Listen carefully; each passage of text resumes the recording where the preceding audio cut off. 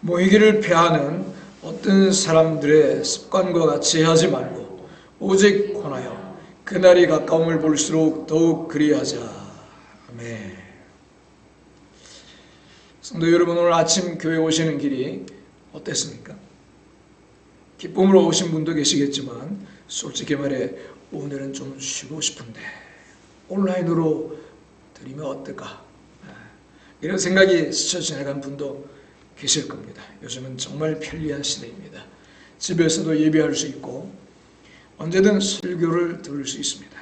그런데도 성경은 분명히 말합니다. 모이기를 패하는 어떤 사람들의 습관과 같이 하지 말고, 여러분, 모임을 패하는 것, 안 나오는 것도요 습관이 될 수 있습니다. 그래서 코로나 기간 동안에 예배 못 오게 하니까 야, 이거 뭔가 이상한데 하면서 막 힘들어 하다가 어느 정도 지나니까 어떻게 해요? 적응이 되네, 편안해, 이런 얘기가 나온 겁니다. 그러고 나서 어떻게 됐어요? 영적으로 전부 다운돼가지고 지금 엉망이 돼버린 겁니다. 버스에는, 지하철에는요, 식당에는 그렇게 빽빽해도 코로나 안 걸리는데 교회는 코로나 걸린다고 못 나오게 한 거야. 이런 부조리가 있습니까? 그렇죠? 예배 드려야 됩니다. 예배. 힘들어도 피곤해도 예배 드려야 사는 겁니다. 왜 굳이 함께 모여야 할까? 지난주 우리는 창세기 39장을 통해 요셉의 이야기를 나눴습니다. 여호와께서 요셉과 함께 하심으로 그가 형통한 자가 되었다는 말씀 기억하시죠? 우리가 어떤 자리에 있든 어떤 적성에 맞지 않는 일을 하고 있든 하나님께서 우리와 함께 하시면 그것으로 충분하다는 것을 배웠습니다. 오늘부터 2달, 2월 한 달 동안, 2달이 아니고 2월 한 달 동안 우리는 하나님과 동행하는 삶을 배우려고 합니다. 그 첫걸음이 예배로 동행한다는 것입니다. 그런데 진정으로 예배 능력을 체험하려면 함께 모여 예배해야 한다는 것입니다. 자, 그러면 왜 예배로 함께 모여야 할까요? 첫 번째, 우리는 하나님을 만나기 위해 함께 모여 예배해야 합니다. 성경을 보면 예배의 주도권은 언제나 하나님께 있습니다. 출애굽기 25장을 보겠습니다. 같이 읽겠습니다. 거기서 내가 너와 만나고 속죄소 위 곧 증거계 위에 있는 두 그룹 사이에서 내가 이스라엘 자손을 위하여 내게 명령할 모든 일을 내게 이르리라. 아멘. 거기서 내가 너와 만나겠다. 거기서 내가 너와 만나겠다. 여러분, 예배는 우리가 하나님을 찾으러 가는 시간이기도 하지만 하나님께서 먼저 약속하신 만남의 자리라는 것입니다. 예수님도 신약에서 말씀하셨죠. 마태복음 18장 20절입니다. 같이 읽겠습니다. 두세 사람이 내 이름으로 모인 곳에는 나도 그들 중에 있느니라. 혼자 기도할 때도 하나님은 함께 하십니다. 그러나 함께 모일 때 약속하신 임재가 있습니다. 그 기름 부음, 성령의 부으시는 은혜가 혼자 기도할 때, 예배할 때와 함께 두세 사람이 주의 이름으로 모여 예배할 때 다르다는 겁니다. 성도 여러분, 우리는 일주일 내내 세상에서 살아갑니다. 직장에서, 학교에서, 가정에서 수많은 일들을 겪습니다. 일하다 지치고 사람에게 상처받고 하나님을 잊어버린 채 살아갈 때도 있습니다.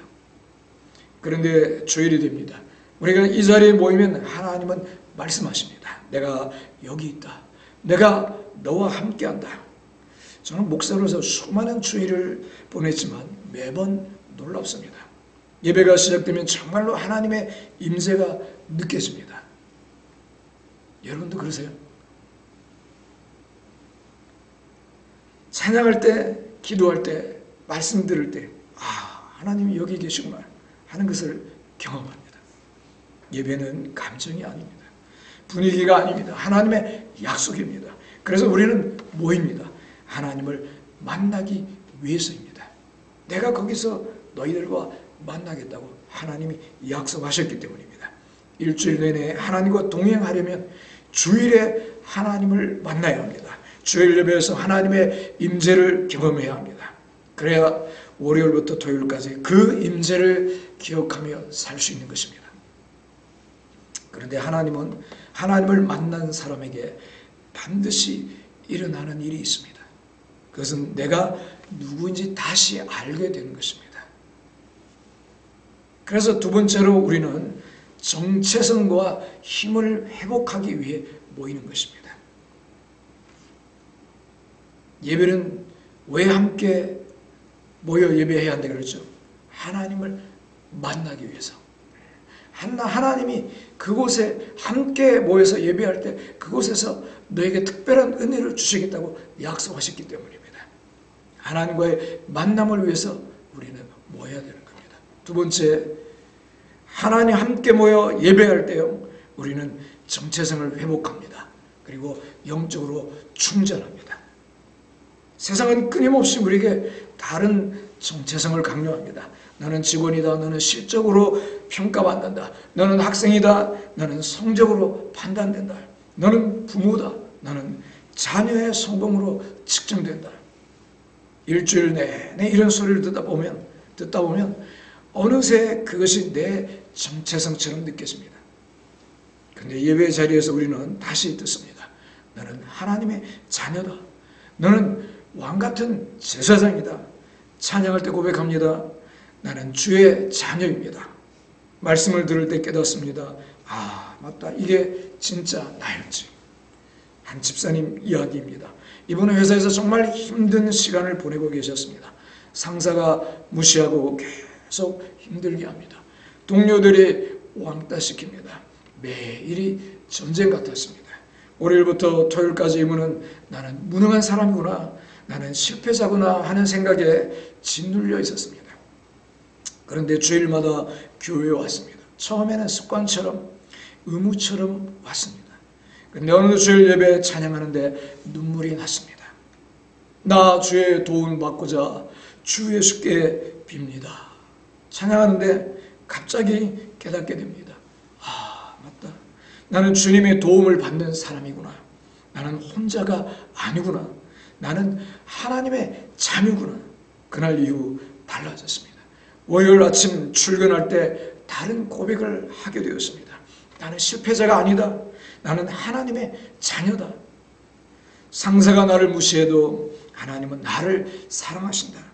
동료들이 나를 따돌려도 하나님은 나와 함께 계신다. 그리고 중요한 것이 하나 더 있습니다. 예배는 혼자가 아니라 함께 회복하는 자리라는 것입니다. 자신의 정체성을 확인하고 다시 회복할 뿐 아니라 영적인 충전을 하는 자리라는 것입니다. 여러분 생각해 보세요.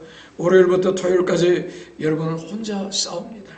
직장에서 혼자, 학교에서 혼자, 세상과 맞서 싸웁니다. 외롭습니다. 때로는 나만 이렇게 힘든가? 나만 신앙생활이 어려운가? 생각합니다. 그런데 주일이 됩니다. 교회에 옵니다. 보니까 옆에 앉은 집사님도 한 주간 힘들었던 얼굴입니다. 뒤에 앉은 권사님도 지친 표정입니다. 아, 나만 힘든 게 아니구나. 다들 힘들구나. 그리고 함께 찬양합니다. 내 주는 강한 성이요 방패와 병기 되시니. 함께 부르는데 힘이 납니다. 혼자가 아니구나. 우리가 함께 싸우고 있구나. 함께 찬양하고 함께 기도하고 함께 말씀을 들으며 우리는 서로에게 힘이 됩니다. 우리 성경을 한번 읽어보겠습니다. 전도서 4장 9절입니다. 네. 이사야 먼저 읽겠습니다. 이사야 40장. 피곤한 자에게는 능력을 주시며 무능한 자에게는 힘을 더하시나니 소년이라도 피곤하며 곤비하며 장정이라도 넘어지며 쓰러지되 오직 여호와를 앙망하는 자는 새 힘을 얻으리니 독수리가 날개치며 올라감 같을 것이요 다른 박제라도 하여도 곤비하지 아니하겠고 걸어가도 피곤하지 아니하리로다. 아멘. 여러분, 하나님을 앙망할 때 힘을 주시는 것입니다. 예배할 때 힘을 주시는 것입니다. 그리고 함께 모일 때요, 서로를 통해서 우리가 또 힘을 얻는 것입니다. 전도서 4장 9절을 읽겠습니다. 두 사람이 한 사람보다 나으면 그들이 수고함으로 좋은 상을 얻을 것임이라. 혹시 그들이 넘어지면 하나가 그 동물을 붙들어 일으키려니와 홀로 있어 넘어지고 붙들어 일으킬 자가 없는 자에게는 화가 있으리라. 또 두 사람이 함께 누우면 따뜻하거니와 한 사람이면 어찌 따뜻하랴. 한 사람이면 패하겠거니와 두 사람이면 맞설 수 있나니 세겹줄은 쉽게 끊어지지 아니하느니라. 아멘. 함께 모여 예배하는 것이 이렇게 능력이 있다는 것입니다. 캠핑을 가서 숯불을 피워 보신 적이 있는 분들은 아실 겁니다.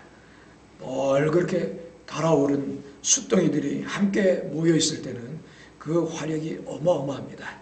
고기를 굽고 추위를 녹입니다. 그런데 그 중에 활활 타는 숯 하나를 집게로 끄집어내가지고 저 멀리 따로 떼어 놓아 보세요.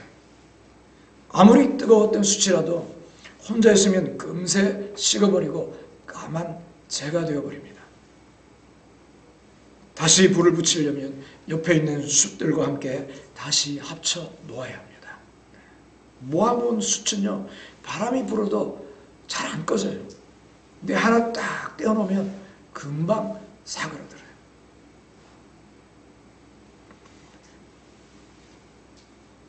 예배는요, 영적 충전소입니다.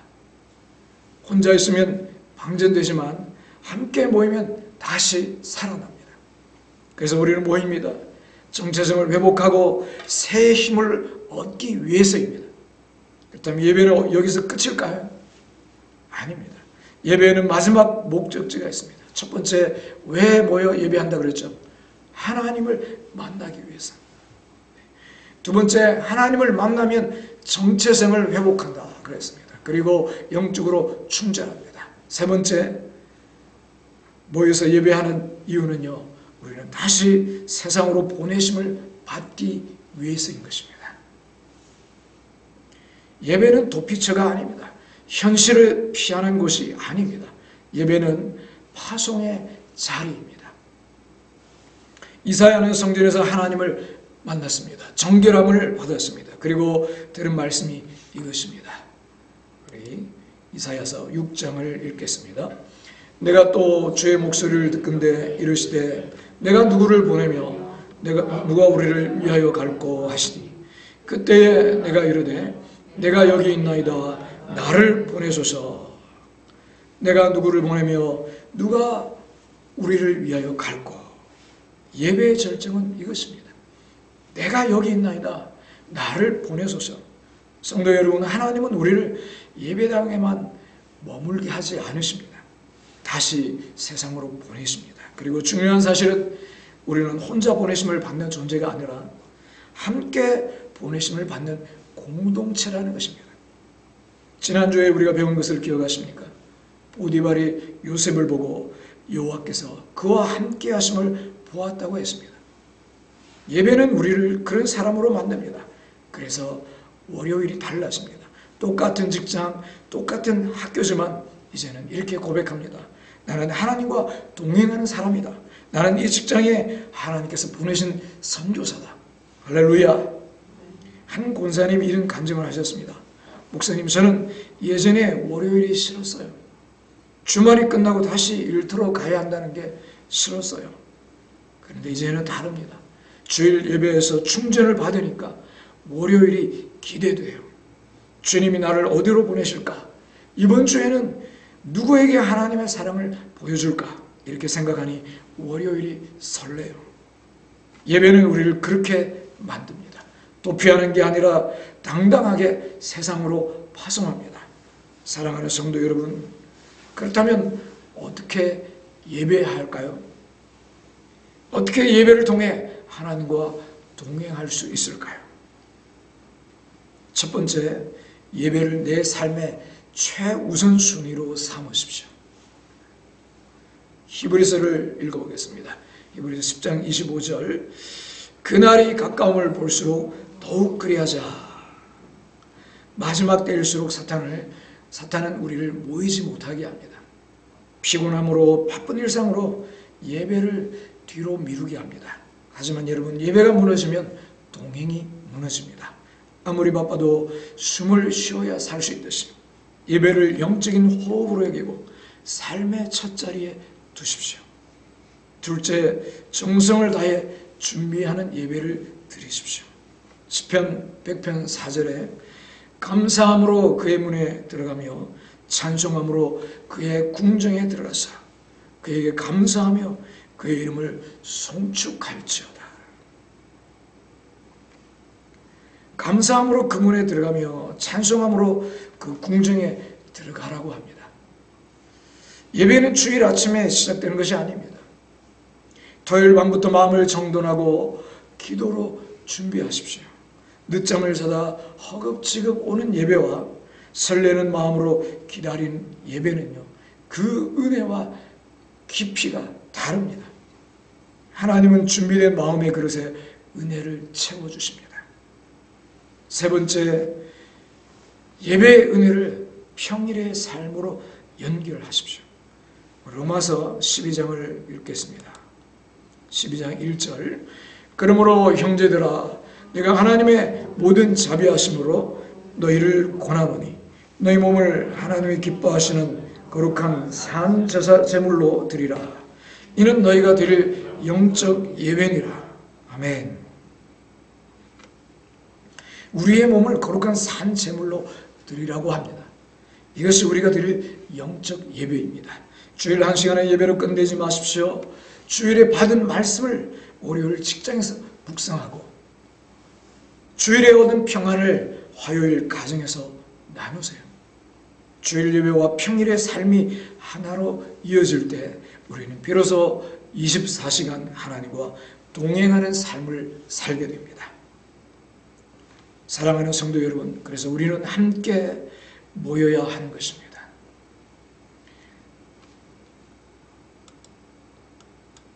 첫 번째, 하나님을 만나기 위해.